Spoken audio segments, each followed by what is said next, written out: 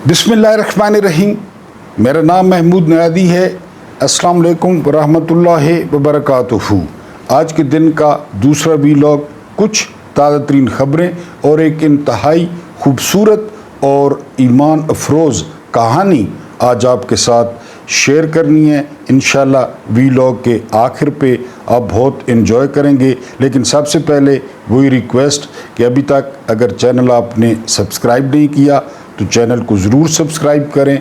इसके अलावा जो है वो वीडियो को लाइक ज़रूर कर दिया करें। सबसे पहली खबर ये है कि आजकल इस्लामाबाद में बड़ी पुरअसरार जो है वो सरगर्मियाँ हो रही हैं। यानी आपने देखा होगा कि पहले तुर्की के वज़ीर ख़ारजा और वज़ीर दिफ़ा वो इस्लामाबाद में आए, उन्होंने 1-2 दिन गुजारे और उनकी बड़ी ऊपर के लेवल की मुलाकातें हुई। ठीक हो गया जी।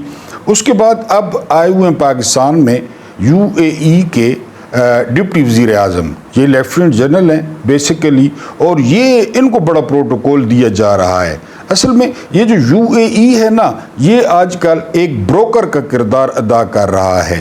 यानी ये इज़राइल की इतनी ज़बरदस्त वकालत कर रहा है UAE। हो सकता है कि इसने किसी इस्लामी ममालिक की भी या किसी इस्लामी मुल्क की भी इतनी ज़्यादा जो है वकालत न की हो। यानी ये टोटल जो खिचड़ी पक रही है ये इज़राइल को जो है वो तस्लीम करने की है। अब जिस तरह मैंने तुर्की का जिक्र किया, तुर्की ने इज़राइल को तस्लीम किया हुआ है।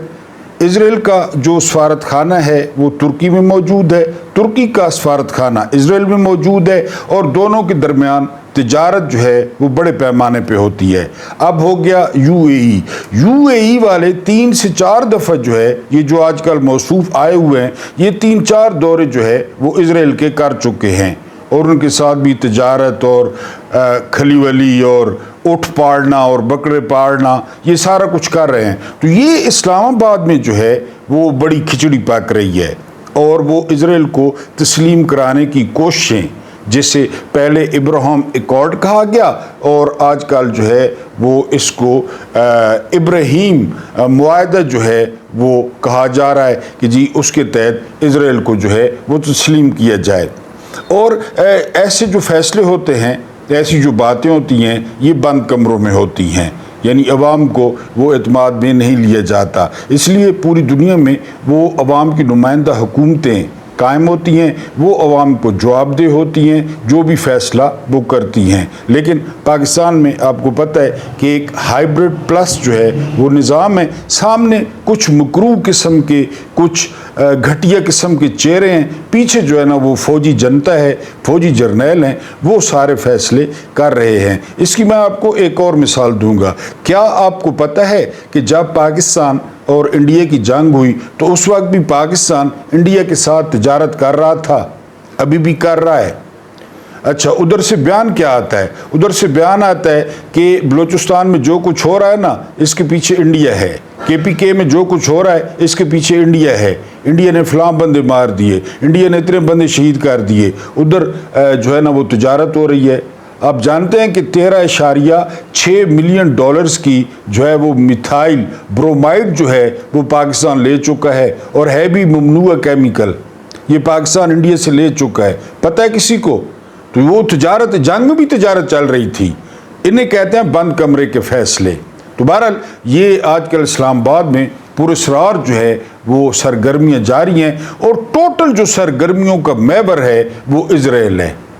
यानी अब यहाँ तक कहा जा रहा है कि किसी ऐसे मुआहदे पर जो है ना वो पहुँच जाएं ये ममालिक कि इज़राइल में अक़वाम मुत्तहिदा की अमन फ़ौज तैनात करनी पड़े और वो फ़ौज पाकिस्तान की हो, और पाकिस्तानियों को झांसा दिया जाए कि हम फ़लस्तीनियों की हिफाजत के लिए इधर आए हुए हैं, ये झांसा दिया जाए। हालांकि बेंजामिन नेतन्याहू कह चुके हैं कि 40 किलोमीटर तक, गज़ा में 40 किलोमीटर तक हम कोई जो है वो असला या कोई भी बारूद वो बर्दाश्त नहीं करेंगे, हमने उसको क्लियर करना है। पाकिस्तानियों को क्या चूरन बेचा जाएगा, मेरी वीडियो संभाल के रख लेनी है कि जी ये अमन फ़ौज जा रही है, वो जो अक़वाम मुत्तहिदा की پیس کیپنگ آرمی ہوتی ہے کہ جی وہ پاکستان کی آرمی جو ہے وہ وہاں پہ جائے گی اور یہاں کیا چورن بیچا جائے گا کہ جی فلسطینیوں کی حفاظت کے لیے اور فلسطینی بھائیوں کے لیے نغمے ترانے وہ جاری بھی کر دیے جائیں گے۔ بہرحال اسلام آباد میں آج کل جو ہے وہ کافی لے دے ہو رہی ہے اور جو ہے نا وہ اس کا مرکز ہے وہ اسرائیل ہے۔ میں آپ کو پہلے بتا چکا ہوں کہ یہ سب سے پہلے جو ٹاپک چھیڑا تھا نا، یہ جو راگ چھیڑا تھا تو یہ باجوہ نے چھیڑا تھا۔ باجوہ چاہتا تھا کہ یہ کریڈٹ اس کو ملے، وہ بار بار عمران خان پہ دباؤ ڈالتا رہا۔ حامد میر اس بات کے گواہ ہیں اور کئی لوگ گواہ ہیں کہ باجوہ کہتا تھا ہمیں بہت زیادہ فائدہ ہے، ہمیں اسلحہ ملے گا، ہمیں پیسہ ملے گا اور پھر ہم اس پیسے کو کھلی ولی کریں گے۔ اسلحے کو کیا کرنا ہے، پہلے جو اسلحے کا ڈھیر لگا ہوا ہے تو اور اسلحہ کیا کرنا ہے۔ بہرحال عمران خان جو ہے وہ ہتھے نہیں چڑھے، عمران خان نے انکار کر دیا، لہذا اب پھر ایک دفعہ اسرائیل کا جو ٹاپک ہے وہ گرم ہے اور مختلف قسم کے جو بروکر ہیں وہ اسلام آباد میں موجود ہیں اور مختلف آپشنز پہ غور کیا جا رہا ہے۔ اس کے علاوہ جو اگلی خبر ہے وہ یہ کہ احمد خان یہ اسپیکر ہیں پنجاب اسمبلی کے اور یہ جاتی امراء کے کہنے پہ واش روم میں جاتے ہیں اور جب وہ باہر سے دروازہ کھٹکھٹائیں تو باہر نکلتے ہیں۔ ان کا اپنا جو ہے نا وہ کوئی ضمیر یا وہ کچھ نہیں ہے۔ انہوں نے پی ٹی آئی کے ارکان سے چیمبر میں ملاقات کی ہے اور ان کو کہا ہے کہ وہ جی ڈی سیٹ کرنے والا جو میں نے سارا کچھ کیا تھا وہ ڈرامہ تھا، لہذا جو ہے وہ آپ کو ڈی سیٹ نہیں کیا جائے گا اور آپ ہاتھ ہولا رکھیں۔ بہرحال ان کے درمیان جو ہے وہ بات چیت ہوئی ہے کیونکہ احمد خان پہ بہت زیادہ تنقید ہوئی، بہت زیادہ، کہ اس طرح تو ہے وہ جب بھی اسمبلی میں احتجاج ہوگا تو اسپیکر کسی کو بھی اس طرح کر دے گا۔ تو اپنی جماعت نے بھی بہت تنقید کی، پیپلز پارٹی نے بھی بہت تنقید کی، حالانکہ منیب فاروق کا دعویٰ تھا کہ یہ جو مکھیہ منتری کو چور نہیں کہا گیا تو یہ احمد خان کا فیصلہ ہی نہیں ہے، یہ احمد خان سے اوپر کا فیصلہ ہے کہ مکھیہ منتری کو چور نہیں کیوں کہا گیا، جو کہ ریاست ہیں، جو کہ ریڈ لائن ہے۔ بہرحال ان کے درمیان جو ہے وہ ملاقات ہوئی ہے۔ اس کے علاوہ جو خان زیب صاحب تھے جو کل شہید ہوئے تھے دہشت گردوں کی فائرنگ سے، ان کا جنازہ ہوا ہے اور بہت بڑا جنازہ تھا ان کا۔ تمام مکاتب فکر کے جو لوگ تھے انہوں نے ان کے جنازے میں شرکت کی۔ میں نے آپ کو پہلے بھی وی لاگ میں بتایا تھا کہ وہ امن کے حامی تھے اور وہ امن کا پرچار کرتے تھے، حالانکہ پی ٹی آئی اور گنڈا پور پہ بہت زیادہ تنقید بھی کرتے تھے، وہ ان کی ذاتی رائے تھی، لیکن سب سے زیادہ جو تنقید ہے وہ ملٹری اسٹیبلشمنٹ پہ کرتے تھے، وہ جرنیلوں پہ تنقید کرتے تھے اور وہ آپریشن کے خلاف تھے۔ وہ کہتے تھے کہ ہمارے علاقے میں کوئی آپریشن نہیں ہوگا اور ہم جگہ نہیں چھوڑیں گے، اور وہ معدنیات پہ بڑا سخت موقف رکھتے تھے کہ یہ معدنیات ہماری ہیں اور ہم کسی کو اجازت نہیں دیں گے کہ وہ یہاں سے آ کے معدنیات نکالیں اور ہمارے وسائل کو استعمال کریں۔ بہرحال کل ان پہ جو ہے وہ حملہ ہوا اور وہ شہید ہو گئے، آج ان کو دفنایا گیا، بہت بڑا جنازہ تھا۔ اس کے علاوہ باڑہ میں یعنی جرگہ ہوا باڑہ میں، وہاں بھی جو ہے نا وہ تحد نگاہ وہ لوگ ہی لوگ تھے۔ وہ لوگ چاہتے کیا ہیں، یعنی ان لوگوں کا کیا پرابلم ہے؟ وہ لوگ چاہتے ہیں کہ جی ہمیں امن سے رہنے دیا جائے، ہمیں امن دیا جائے، یعنی یہ جو جہنمی کتے آتے ہیں سرحد پار سے جو بھی ہیں ان سے ہماری جان چھڑائی جائے، ہماری ڈرون حملوں سے جان چھڑائی جائے، ہم پہ ڈرون نہ مارے جائیں اور ان جو ہے وہ دہشت گردوں کو نکیل ڈالی جائے۔ یہ آتے ہیں اور جو ہے نا وہ ہمارے بچوں کو اور ہمیں مار کے چلے جاتے ہیں۔ اب آپ بتائیں کہ بارڈر کس کے ذمے ہے، کس نے ان کو روکنا ہے؟ اس سے پہلے والے وی لاگ میں آپ کو بتا چکا ہوں کہ یوب میں کیا ہوا، بس کو روکا گیا، کاغذات چیک کیے گئے اور 9 لوگوں کو شہید کر دیا گیا۔ تو یہ جو ہے وہ معاملات، یہ اسلام آباد میں یہ سارا کچھ ہو رہا ہے، کمرے بند ہیں، اندر سے لاک کرتے ہیں، اے سی 18 پہ چلا کے اور ساری ریاست کے فیصلے کرتے ہیں 4-5 لوگ۔ بہرحال یہ جو ہے وہ کچھ خبریں تھیں جو آپ کے سامنے جو ہے وہ رکھنی تھی۔ اب اگر ہم وی لاگ کی بات کریں تو شاہین صاحب بھائی آپ جانتے ہیں کہ بہت ہی پرانے منجے ہوئے اور تجربہ کار صحافی ہیں اور آج کل امریکہ میں ہوتے ہیں۔ انہوں نے بڑی جو ہے نا ہلچل مچا دینے والی وہ سٹوری کی ہے۔ انہوں نے کہا ہے کہ وہ کافی عرصے سے ट्वीट नहीं कर रहे थे, लेकिन अब वो ट्वीट करने पर मजबूर हुए हैं। स्टोरी क्या उन्होंने जो है ना वो रिवील की है? स्टोरी उन्होंने ये रिवील की है कि इमरान खान के जो बेटे हैं ना, वो आ रहे हैं अमेरिका। अमेरिका में जितने भी बड़े लोग हैं, सेनेटर्स हैं, कांग्रेसमैन हैं, उनके साथ उनकी मुलाकातें जो है वो तय हो गई हैं। वो उनके साथ मुलाकातें करेंगे, इंसानी हकूक़ के नुमाइंदों के साथ वो मुलाकातें करेंगे। और सबसे इम्पोर्टेंट जो हिस्सा है इस खबर का वो ये है कि शाहीन सूबाई के बकौल 150 लोग जो है वो तैयार हैं कासिम और सुलेमान के साथ जो है ना पाकिस्तान जाने के लिए। वो सेनेटर्स भी होंगे, वो कांग्रेसमैन भी होंगे, वो सहाफ़ी भी होंगे और उसकी लाइव कवरेज होगी। फिर जो है ना वो शाहीन सूबाई लिखते हैं कि अगर पीटीआई ने इसको ठीक तरह से डील कर लिया तो ये इतना बड़ा जो है वो इज्तिमा बन सकता है, इतना बड़ा इज्तिमा बन सकता है कि जो मिलिट्री इस्टेब्लिशमेंट सोच भी नहीं सकती। और इन्हीं खबरों से जो मिलिट्री इस्टेब्लिशमेंट है वो बहुत परेशान है। यानी आपको टीवी पे परेशानी नज़र आ रही होगी कि पहले जो शोज़ में जिक्र होता था वो बाप का जिक्र होता था, इमरान खान ने ये, इमरान खान वो। अब जो है वो बेटों का जिक्र आ गया। पाकिस्तान आ रहे हैं, नहीं आ रहे हैं, गिरफ्तार किया जाएगा, ये कोई कहता है नहीं किया जाएगा, कोई कहता है सख्ती की जाएगी, कोई कहता है क्या किया जाएगा। अब वो आ गए। असल तकलीफ ये है कि वो अमेरिका जा रहे हैं। जिस तरह मैंने आपको शाहीन सूबाई साहब के बारे में बताया कि वो बहुत बाखबर सहाफ़ी हैं, और फिर वो कहते हैं कि वहाँ से 150 लोगों का वफ़द आएगा और वो वफ़द क़याम करेगा अमरीकी एम्बेसी में। अमरीकी एम्बेसी में क़याम करेगा। फिर वो इमरान खान से मिलने की ज़िद करेगा या इमरान खान से मिलेगा बेटों समेत। वो इमरान खान की जो सिचुएशन है उसको अपनी आंखों से देखेगा। अब अगर ये सारा कुछ होता है तो ये निज़ाम जो कि पहले ही नंगा है, हर किसी को नज़र आ रहा है, तो ये मज़ीद नंगा होगा, ये और ज़्यादा नंगा होगा। और फिर आप मुझे बताएं कि किसी अमरीकी कांग्रेसमैन को रोका जा सकता है, किसी अमरीकी सेनेटर को गिरफ्तार किया जा सकता है? इतनी जुर्रत है इनमें? यानी पापा जानी कि किसी बंदे को ये गिरफ्तार कर लें या रोक सकें। बहरहाल ये स्टोरी जो है वो तकरीबन सब ने, जितने भी बड़े तबसरा निगार हैं, यूट्यूबर्स हैं, उन सब ने स्टोरी को कवर किया है जो शाहीन सूबाई साहब ने दी है कि इमरान खान के बेटे जो है वो पहले अमेरिका जाएंगे, वहाँ मुलाकातें करेंगे, वहाँ पे एक वफ़द बनेगा और वो वफ़द पाकिस्तान आएगा और वो लैंड करेगा पेशावर में। पेशावर में इनका बहुत बड़ा इस्तकबाल हो सकता है और फिर वो पेशावर से वो इस्लामाबाद अमरीकी एम्बेसी में आएंगे। यानी वो जो अमेरिकन होंगे वो एम्बेसी में रहेंगे। बहरहाल ये आने वाले दिनों में क्या रुख अख्तियार जो है ना वो करता है मामला, क्योंकि अभी कासिम और सुलेमान वो अभी लंदन में हैं, अभी वो बाहर नहीं निकले। जब वो बाहर निकलेंगे तो देखना होगा कि वो अमेरिका जाते हैं या वो पाकिस्तान आते हैं। लेकिन उन लड़कों ने जो है वो खलबली मचा दी है जो है ना बैनुल-अक़वामी सियासत में भी और ख़ासकर पाकिस्तानी सियासत में, और इस 2 नंबर निज़ाम की वो जो काम पे हैं वो टांग रही हैं। उसके बाद जो अगली खबर है वो ये कि KPK यानी इमरान खान की KPK से वाबस्तगी देखें कि जब इमरान खान ने ड्रोन हमलों के ख़िलाफ़ मार्च किया तो उस वक्त तो इमरान खान की KPK में कोई हुकूमत नहीं थी।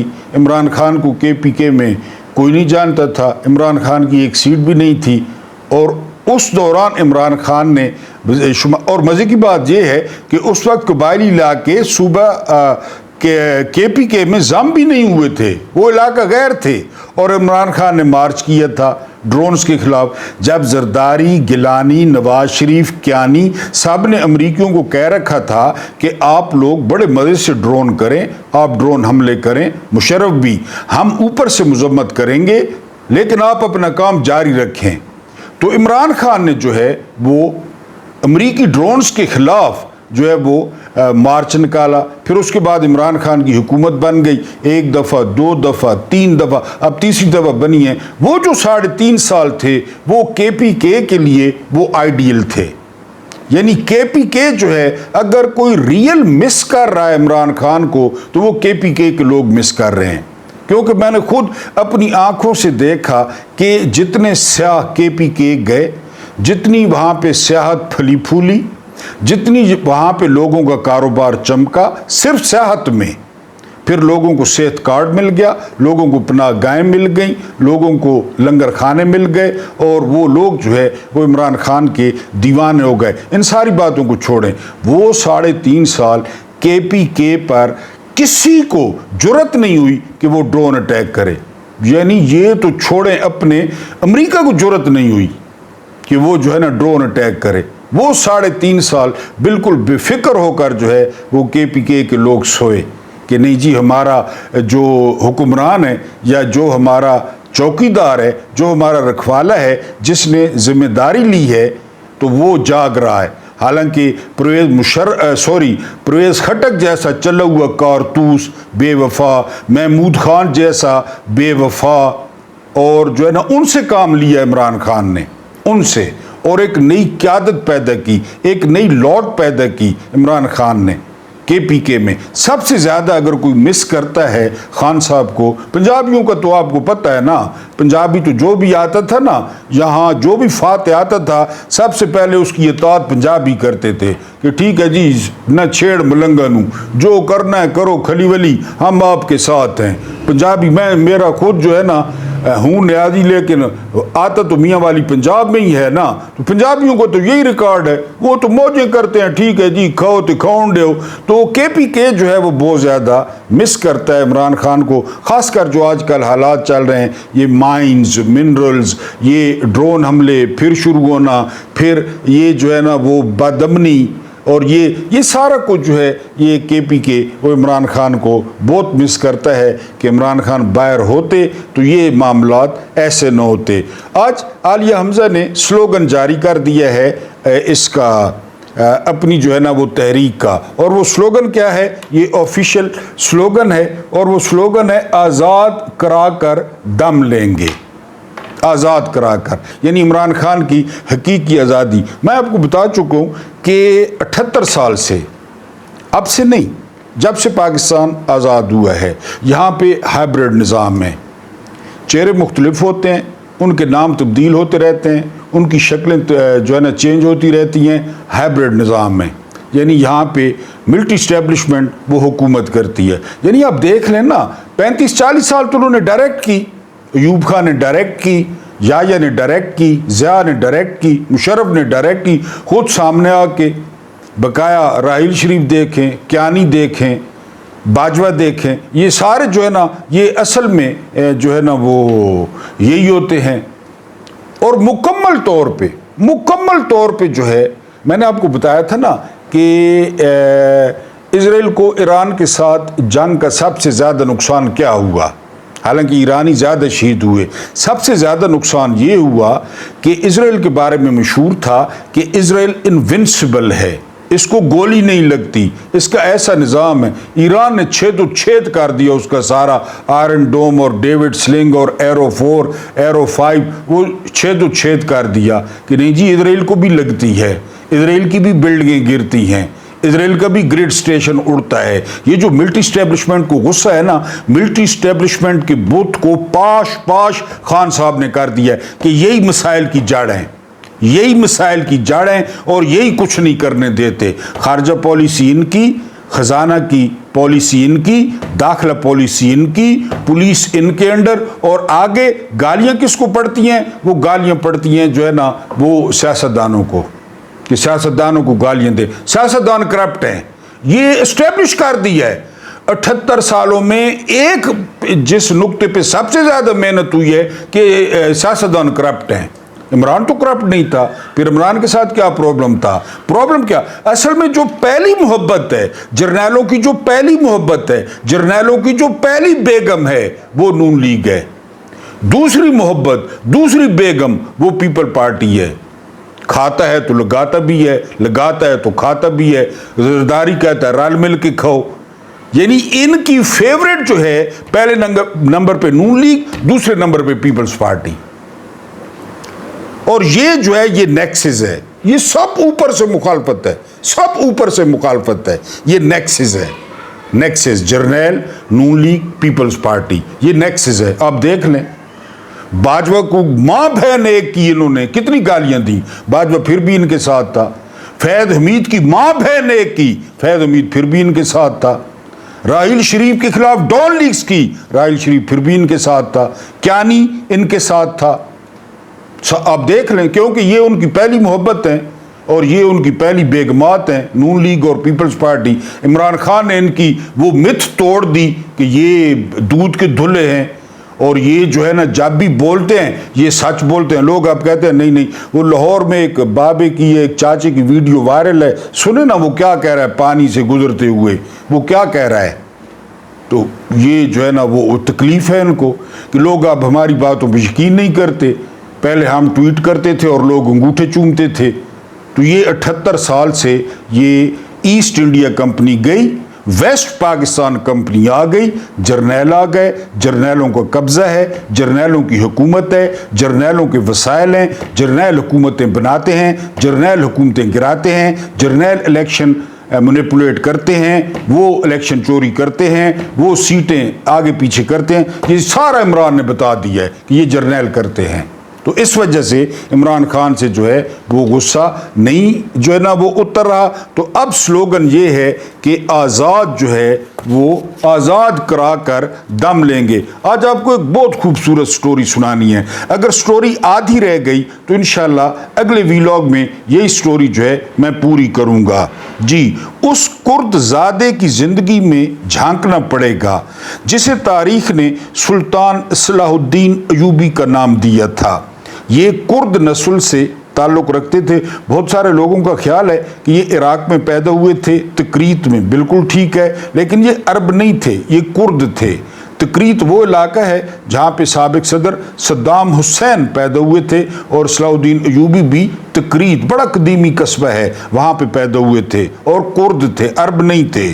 جی، یہ عراق میں پیدا ہوئے تھے اور جوانی میں مصر اور شام کے حکمران بن گئے تھے۔ نور الدین محمد زنگی کی مدد سے مصر اور شام ان کو مل گئے۔ انہوں نے پوری زندگی صلیبی جنگیں لڑی اور ان جنگوں میں عیسائیوں کو عبرتناک شکستیں دیں۔ سلطان صلاح الدین ایوبی نے فلسطین فتح کر کے 90 برس بعد قبلہ اول عیسائیوں اور یہودیوں سے واپس لیا۔ 90 برس بعد یعنی واپس لے لیا، ٹھیک ہو گیا جی۔ اس کے بعد سلطان صلاح الدین ایوبی شاندار ایڈمنسٹریٹر اور عادل حکمران تھے۔ انہوں نے اپنے دور میں یہودیوں اور عیسائیوں کو بے شمار مراد دیں، جن کے باعث یہ لوگ ان کے گرویدہ بن گئے۔ وہ درویش صفت انسان اور کھلے ہاتھ اور کھلے دل کے حکمران تھے۔ آپ ان کی سادگی اور درویشی کا اندازہ صرف اس بات سے لگا لیجئے کہ 55 سال کی عمر میں جب ان کا انتقال ہوا، صرف 55 سال کی عمر میں، تو وہ صرف 47 درہم کے مالک تھے۔ 47 درہم۔ بیلجیم، آسٹریلیا، دبئی، یہ کھلیولی، گولف کورسز، یہ کچھ بھی نہیں تھا، 47 درہم کے مالک تھے۔ لہذا ان کی تدفین کے لیے تابوت اور کفن دمشق کے قاضی فاضل نے دیا تھا۔ سلطان صلاح الدین ایوبی مسلمانوں کے پہلے حکمران اور جرنیل تھے جن سے یورپ کے حکمرانوں، عوام، فوجیوں اور پادریوں کا واسطہ پڑا تھا، اور سلطان نے اپنے حسن سلوک سے یورپ کے لوگوں اور حکمرانوں کا دل موہ لیا، جس کے نتیجے میں نہ صرف یورپ کے بادشاہ اور امراء سلطان کی تعریف پر مجبور ہو گئے بلکہ عام شہری بھی بڑی تیزی سے اسلام قبول کرنے لگے۔ اس دور میں اسلام اور مسلمان 6 براعظموں تک پھیل چکے تھے، پہنچ چکے تھے، اور ان کی پیش قدمی سے یہودی اور عیسائی شدید پریشان تھے۔ چنانچہ پریشانی کے اس عالم میں اس وقت کے پوپ نے مسلمانوں کی ترقی کی وجوہات معلوم کرنے کے لیے اسٹڈی کرائی۔ اس نے 100 کے قریب اسکالرز مختلف اسلامی ممالک میں بھجوائے۔ یہ لوگ 3 سال تک ان علاقوں میں رہے اور انہوں نے واپسی پر اپنی رپورٹ پوپ کو جمع کرائی۔ پوپ کو اس تحقیقاتی رپورٹ سے معلوم ہوا مسلمانوں کے غلبے کی سب سے بڑی وجہ ان کا نظام عدل ہے۔ یا فریدی صاحب، امین الدین خان صاحب، قادر خان یا جمال بندو خیل صاحب، یہ محمد علی مدر صاحب، آپ لوگوں نے تو تماشا بنا رکھا ہے نا عدل کو، اور سپریم کورٹ کو کوٹھا بنا رکھا ہے کہ یہ کوٹھا ہے، میں نے نوٹ وکھا میرا موڈ بنے اور واٹس ایپ پہ فیصلے کرتے ہیں۔ یہ تحقیقاتی رپورٹ پڑھیں۔ اس لیے اس کہانی کو شامل کیا ہے کہ ہمارا مسئلہ کیا ہے۔ ڈاکٹر تب آپ کا علاج کرے گا جب وہ تشخیص کرے گا، تشخیص ہو جائے گی، علاج بہت آسان ہے۔ یہ کہانی جاری ہے اور ابھی اصل کہانی شروع بھی نہیں ہوئی۔ اصل کہانی انشاءاللہ تعالی نیکسٹ ویلاگ میں، کیونکہ ویلاگ بہت زیادہ لمبا ہو جاتا ہے۔ اللہ پاک آپ کو آسانیاں عطا فرمائے، آسانیاں بانٹنے کی توفیق عطا فرمائے۔ میرا رب کریم آپ کے اور میرے مرحومین کی مغفرت فرمائے، ان کے ساتھ عدل کا نہیں رحم کا اور احسان کا معاملہ فرمائے۔ مجھے برداشت کرنے کا بہت بہت شکریہ۔